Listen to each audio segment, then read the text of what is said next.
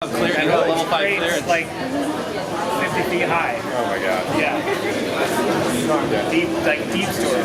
That's what Well, you always just hear the horror stories and stuff just being totally trashed after the show, and you're just like, keep it. So yeah, they save everything. That's great. I mean, sometimes you go like look at the garbage and there's part of the tree, you know, like that broke. But for the most part, they save everything.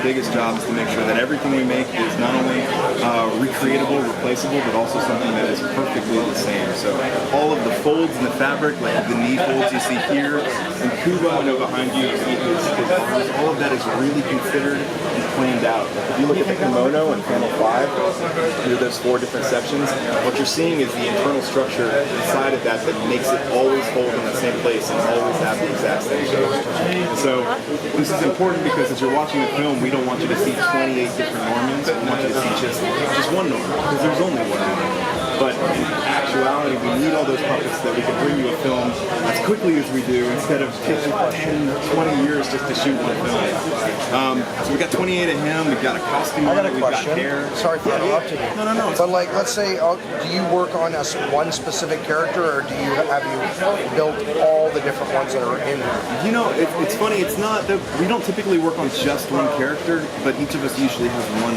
type of job. Okay. So like, I've done a bunch of different things in puppets. I've worked in costumes.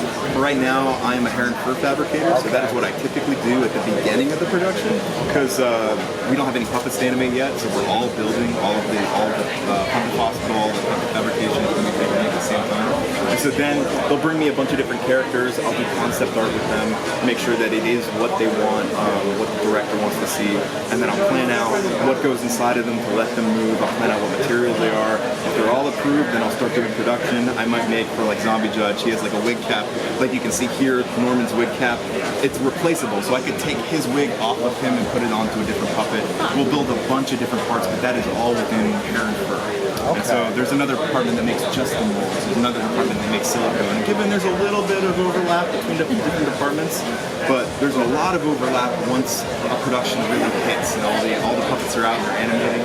Then we'll be doing a puppet hospital, and all of us really need to be cross-trained and be able to fix anything. Because say Nick is an armaturist, he's out there building the armatures inside of puppets. I build the hair, but if I'm not on set and I'm fixing a hair problem and another hair problem comes to the hospital, he needs to be able to not say like, sorry, come back later. He needs to be like, okay, yeah, we'll fix this, we'll make this work. And so like silicone rips, I'll go out to set and I'll take out my surgeon kit, make sure that everything's okay, close that back up with silicone and make them like keep going. Oh my god, they could totally do that as a movie. That's so They funny. can make it like they go out and they act and then and then come back in and they're like, oh my god. I mean, we've been trying to figure out some new promotional stuff to showcase. That'd be great. I get a piece of that Go now. talk to my bosses. That's cool. Yes, thank you. mentioned that the chest could kind of Sorry. Is that to kind of replicate breathing? Well, with that specifically, yes. Okay. So, is that after you cast the resin? yeah. Is that easy to manipulate still? I mean, Yeah, you know what? Here. because I would think that So here, why don't you take a feel of this? This is like one of our zombie hands. You can feel how squishy. I know it does feel gross, right? So what we'll do is, depending on what part of the puppet it is, we'll sometimes have like a foam layer inside of it, and then a silicone skin over that. Like, sometimes we'll do different types of foam with different thicknesses or different hardenesses. So depending on the part of the puppet, depending on the part of the puppet, it'll be very squishy. Like the bodies and the torso have to be. They bend, they stretch, they contract with animation. So we want that. We can't let it crack. We don't want it to rip. So we make sure to really have that area locked down.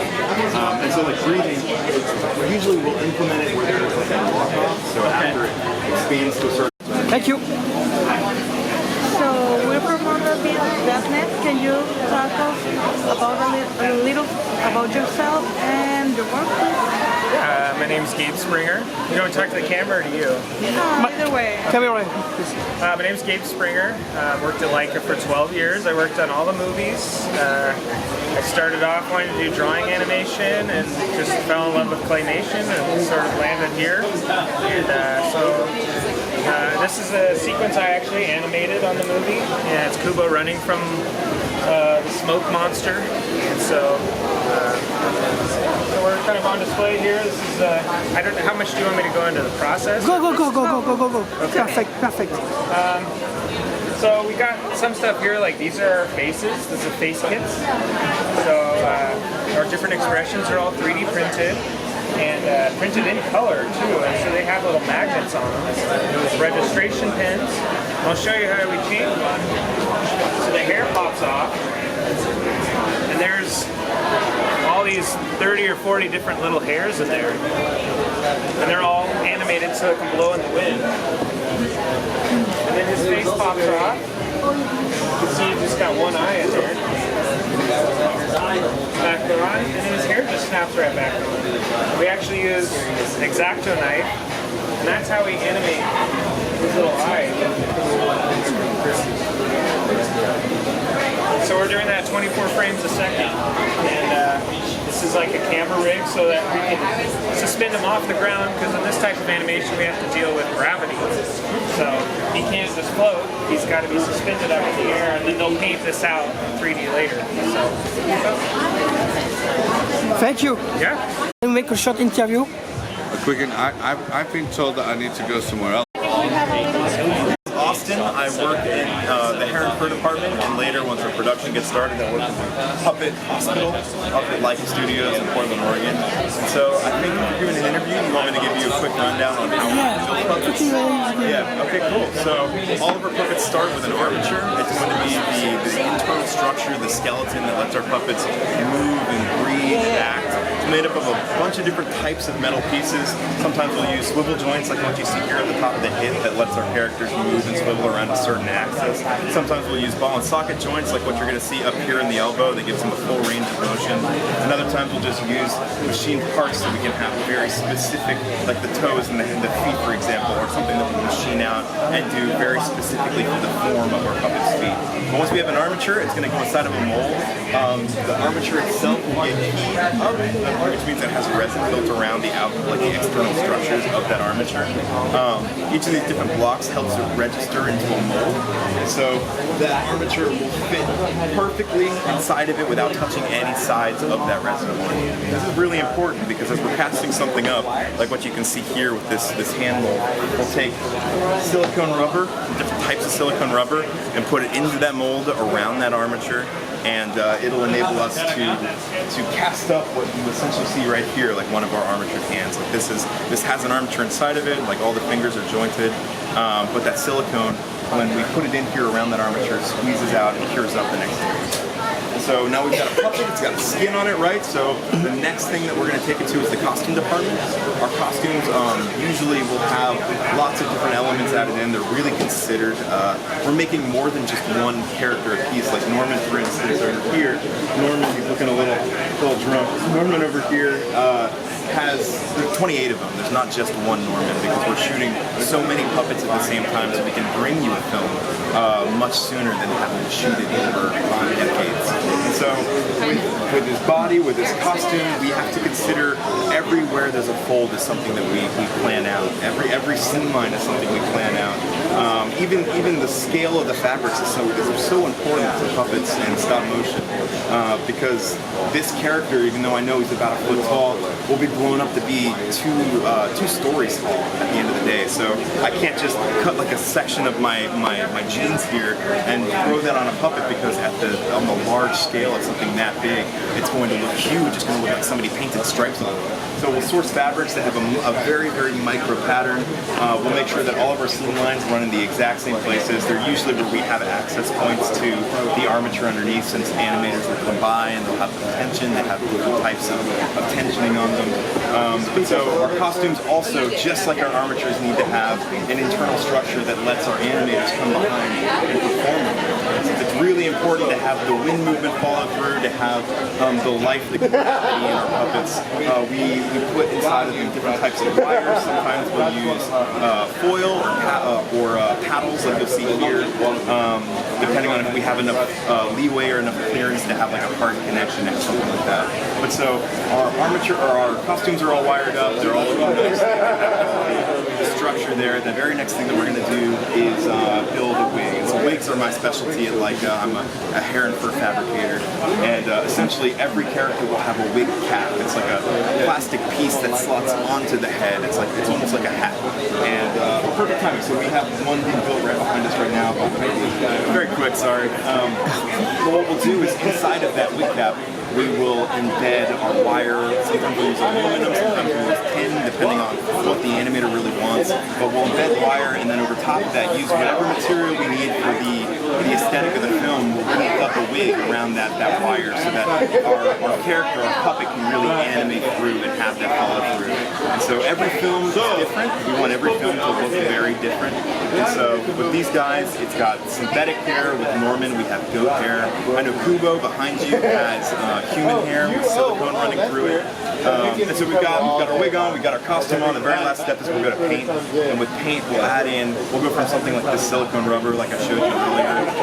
We'll go from that to something like this. We'll add in all of like the last layer of detail to really make our characters come to life. So all of the sweat stains that you see on the character, even like the vein work on the zombie skin, the understructure on the eyes is all something we added by hand to really make sure our characters have a life and a body to them. And so that's really quickly how we build a puppet. I can show you guys some really cool stuff. Most of our puppets are 3D printed replacement faces. They pop on, they pop off. We're able to animate a bunch of them for kits that let our characters really build them over time. But then we've also done in the past, my buddy Nick over here was able to build some head mechanics for some of our zombie characters. Since our zombies don't talk, they're really kind of like, they have like a much more organic action to them. So with those head mechanics, we can really make our zombies do some fun stuff, which is not something we've been able to really do in the past. We're going to look at zombies now and make them look really nice for you guys. Yeah, is that good? I mean, is that a good explanation? Perfect. Have been the hardest? That's a good question.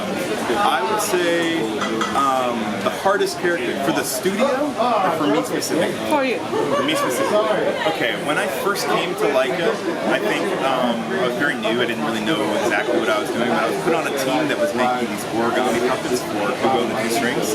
And so there were a baby leaf that transformed itself into an origami hanzo, and there was an orchid flower that turned itself into Kubo's mother, Seriatu.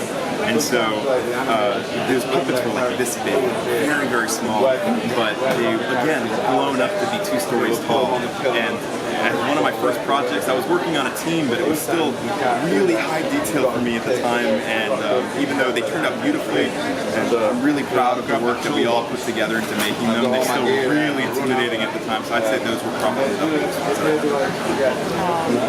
Thank you so much. Close the eye, and open the eye. And move it all around. So that's pretty cool, right?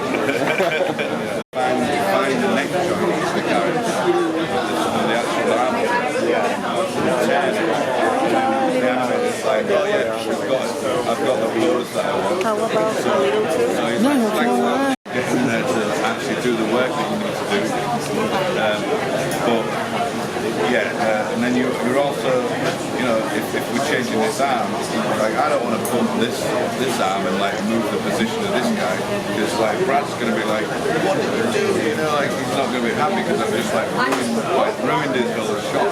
So, and then, you know, once you've fixed the puppet, like stitched it all back together, and Brad's like, oh yeah, I've got a brand new hand on there, I'm good to go. Like then you creep out and like don't bump anything on the way out.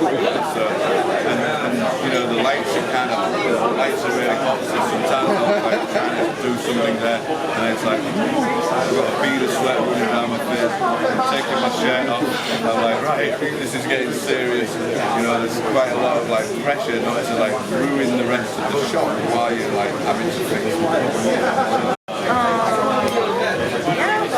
Oh, you did? Okay. I might say the same things as Austin. Well, let's just make things a little different. What has been your biggest challenge on these movies? To be honest, one of the most difficult characters that I made, like ever in my career of making these characters, I think was Fish from the Boxtrolls.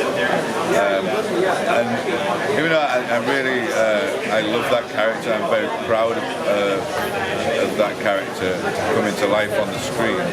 He was a very difficult character to work out because he was a troll that lives in a box. So when he was scared, he had to like literally like fold up inside himself. So it was quite difficult just because of the shape and size of the box and the actual the length of his arms and legs, and he had quite a long head to get all of those body parts inside a box. So it was quite a challenge. And it took me maybe 3 or 4 months to actually like figure out how we were going to make that happen. But we use a little bit of movie magic when we're doing these characters as well. We can actually sort of cheat the animation a little bit. So with Fish, to get his arms to fold inside the box, we had if this was an arm of a troll, we'd have the arm, but then we'd make shorter and shorter arms. So we'd have an arm this length, an arm this length, an arm this length. So then the animator could unplug one hand, plug a slightly shorter hand. Like a station pole? Yeah, so it was like replacement animation. Oh. So then it looked like he was like putting his hands inside the box. But then his knees had to fold in, he had to move all the way around. So there was a lot of like mechanical like engineering a little bit inside the box that you don't see on camera to make him actually like movable and come to life. So yeah, I think definitely Fish was like a real challenge. But yeah, I'm super proud of the way he actually turned out. Yeah, because when the animators start moving around, they're like, oh yeah, it works this way and it works that way. I can remove all these parts and change all these different dimensions of the box to get all that cool animation. So definitely that Fish is my boy. He's like my baby. And do you think you have like a signature or something you put in every character you do? I think definitely like individual armature makers, like cause I came from an armature making background, which is like creating the skeletons underneath. But I do think like individual people, because I work with like many people in just the armature department making the skeletons. And I think we've certainly got our own little ways of doing things and like how we come up with different ideas of how we're going to create the characters. But then we also like collaborate with each other, like we share ideas when we're like problem solving things. That's a really important thing for this. So we are maybe working on individual characters, but we can also like I'll go over to my friend, go to Brad Myers and say, Brad, like, what do you think? You might be scratching your head a little bit about it and like trying to figure out that solution to the problem. But it's great to be able to go to someone else in your department and you might not have come up with the answer yet, but suddenly like Brad will come along and go like, what do you think about this? Try this idea or try that idea, and you're like, oh, of course, that is the answer to the problem I've been searching for and scratching my head over all this time.